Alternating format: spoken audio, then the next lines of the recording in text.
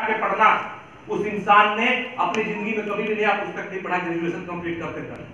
पुराने पुस्तकों को धागा में सी के पढ़ा, उनको गांव के लोग चंदा करके उनके पढ़ाई का खर्चा दिया करते थे, और उस इंसान ने हमारे भारत का सबसे सक्सेसफुल राष्ट्रपति बन के दिखाया। और हमको संघर्ष करते लोग कहते हैं सर मैं इतना कम पढ़ा लिखा हूँ, इतने गरीब परिवार से था, इतना कम पढ़ा लिखा हूँ कि मैं जिंदगी में कैसे काम करूं, मैं आगे नहीं बढ़ पा रहा हूँ, मेरी जिंदगी में तरक्की नहीं दिख रही है क्योंकि मैं बहुत कम पढ़ा हूँ।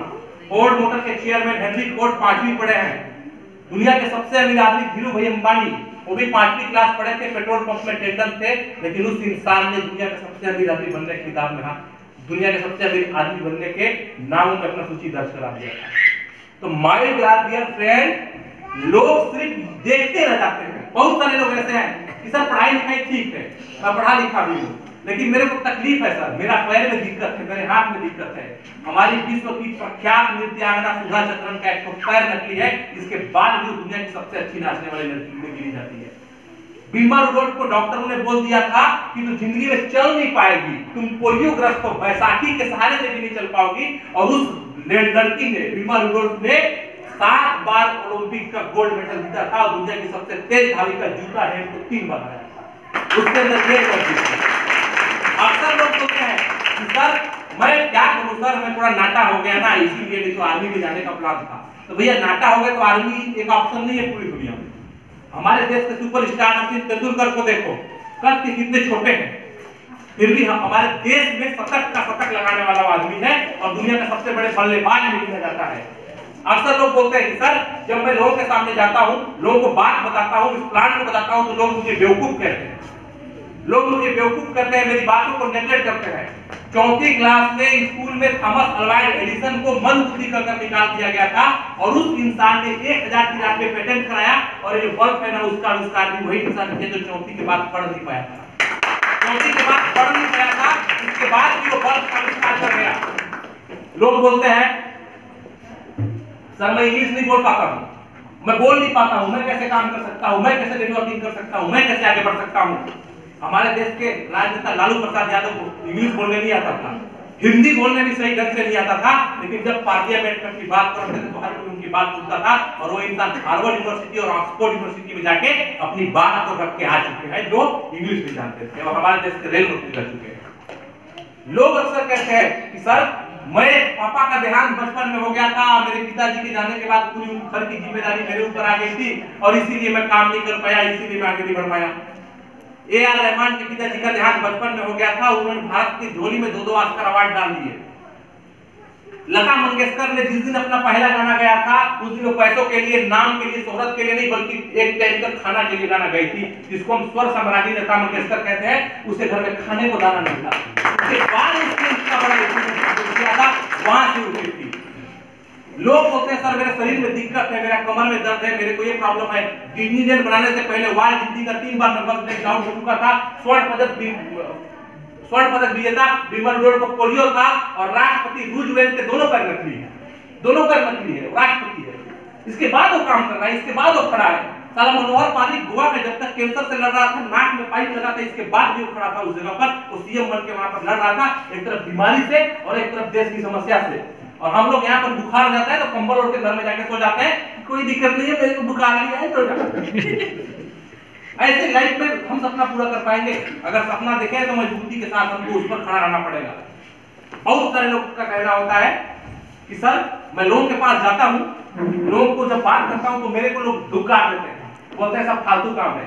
जिरोक्स की फोटोकॉपी मशीन, जब उसने पहला बार फोटोकॉपी मशीन बनाया था ना, तो जब गया ऑफिस के दरवाजे में गया, बड़े बड़े कार्यालय में गया, और अपना जब एग्जीबिशन किया कि मैंने एक फोटोकॉपी मशीन बनाया है जिसमें कागज डालोगे तो नीचे से हूबहू कागज जैसे ही निकलेगा, हर ऑफिस के दरवाजे में उसको धक्का मार के बाहर निकाला कि क्या बेहुदा आविष्कार, इसका क्या जरूरत है हमको। लेकिन आज वही जिरोक्स की फोटोकॉपी मशीन हर ऑफिस, हर कार्यालय के लिए जरूरी हिस्सा बन गई, उसके बिना कोई भी ऑफिशियल काम नहीं होता है, और फोटोकॉपी मशीन इतना बड़ा हो गया। लोग बोलते हैं सर जिस कंपनी में मैंने काम किया ना सर वो कंपनी बंद हो गई, 2-3 कंपनी में काम किया, 2-3 कंपनी बंद हो गया है, मेरे को बड़ा टेंशन हो गया। आप जिस पेप्सी कोला कंपनी को बड़े चाव से पीते हो, 2 बार दिवालिया हो चुकी है, इसके बाद भी मार्केट में तीसरे नंबर पर बेस्ट कोला के नाम से जानता है। इसके साथ कोका कोला कंपनी पूरे वर्ल्ड में बेस्ट सिंगल पे निर्माता कंपनी है, और आज के डेट पे वो भी दिवालिया हो चुकी है। लोग बोलते हैं सर आपको क्या पता, एक दो कंपनी में काम नहीं किया हूँ, 4-5 कंपनी में काम किया हूँ और हर कंपनी में फेल हो गया, आपको कान छू दिया हूँ। अब्राहम लिंकन का उदाहरण याद करो साहब, गूगल में सर्च कर लेना। अब्राहम लिंकन 14 बार चुनाव हारा था, 14 बार चुनाव हारा था और 14 बार चुनाव हारने के बाद लास्ट में 15वें बार में जाके अमेरिका का सबसे सफल राष्ट्रपति बना था। अगर वो 10 बार में रुक गया होता, कान पकड़ लिया होता, आपके जैसे तो कुछ नहीं कर पाता। अगर वो 11 बार में रुक गया होता, कान पकड़ लिया होता, तो कुछ नहीं कर पाता। लेकिन उस इंसान ने हार नहीं मानी, उसके बाद जाके वहां तक पहुंचा था। अक्सर लोग बोलते हैं अभी तो इसका उम्र ही क्या है, तो हमारा बच्चा है, कम उम्र में क्या करेगा पैसा कमा के। 14 साल की उम्र में पीयूष चावला वर्ल्ड कप में खिलाड़ी में खिलाड़ी था, जब सचिन तेंदुलकर के साथ क्रिकेट खेल रहा था। 14 साल की उम्र में पीयूष चावला तैयार था। 16 साल की उम्र में सानिया मिर्जा दुनिया की सबसे शीर्षतम टेनिस खिलाड़ी में खड़ी थी, तो 16 साल की होने के बावजूद दुनिया की सबसे शीर्षतम टेनिस खिलाड़ी के रूप में जानी जा रही थी। आप बोलते उम्र नहीं हुआ है, हम लेडीज है ना सर, हम महिला है ना, हमको काम करने में दिक्कत होता है, थोड़ा सा ऑब्जेक्शन है। हाँ ऑब्जेक्शन होता है, मैं जानता हूँ। हैदराबाद की रहने वाली थी सानिया मिर्जा, मुस्लिम परिवार से बिलोंग करती थी। साउथ इंडिया में हैदराबाद में बिना बुर्का पहने महिलाओं को निकलना वहां का गैर कानूनी माना जाता है। मुस्लिम महिलाओं को बुर्का पहन के सिर्फ आंख उनका दिख सकता है, बाकी शरीर का कोई भी अंग उनका नहीं दिखना चाहिए। उस जगह से बिलोंग करने वाली सानिया मिर्जा मिनी स्कर्ट पहन के पूरे वर्ल्ड लेवल पर टेनिस खेली और दुनिया को दिखाया हम द बेस्ट और आई एम द बेस्ट। हम यहाँ पर बैठे हैं, लोग बोलते हैं सर हमारा उम्र बहुत ज्यादा हो चुका है, अब तो हमारा रिटायर होने का उम्र है, अब तो हमारे बच्चों को कमाने का उम्र है। 60 साल की उम्र में केंटकी फ्राइड चिकन के मालिक ने अपना पहला रेस्टोरेंट डाला था और आज उसके पास रेस्टोरेंट की श्रृंखला है और पूरे दुनिया में 11 से स्टार उसके पास होटल है और KFC ब्रांड बना दिया, जिसने अपने मां के नुस्खा से 60 साल की उम्र में ठेला में मुर्गा बेचने वाला आदमी यहां तक पहुंच गया।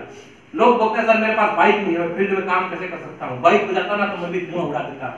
अरे सर निर्मा बेचने वाले करसन भाई पटेल 60 साल की उम्र तक साइकिल में घूम रहे थे और आज अरबपति इंसान है और दुनिया का सबसे बड़ा डिटर्जेंट निर्माता कंपनी वही करसन भाई पटेल ही है जो 60 साल तक साइकिल में घूम रहे थे। इस दुनिया में पता है बहाना सिर्फ इंसान अपने नाकामी और कामचोरी को छुपाने के लिए लगाता है, क्योंकि जो इंसान के अंदर जुनून होता है और जिस इंसान के अंदर पागलपन होता है वो इंसान आगे बढ़ने का जुर्रत करता है।